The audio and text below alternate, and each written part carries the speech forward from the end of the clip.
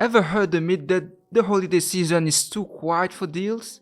Fellow recruiters, let's bust it. While it's true that many are off and budgets are being discussed, it's not a dead zone. Here is what you can do. Number 1, use this calm to build a strong candidate pipeline for next year. It's prime time for planning ahead. Projects are coming and that's the ideal time to strengthen your relationship with top candidates. Number 2, book meetings now for January. Discuss those 2024 plans with clients. They are prepping and so should you. Number 3, stay alert for unexpected opportunities. The holiday season can surprise you.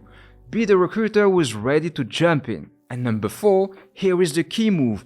Message your clients and prospects. Let them know you are available during that period. It shows you are proactive and dependable, even when others are not. Remember, holiday downtime can be your uptime.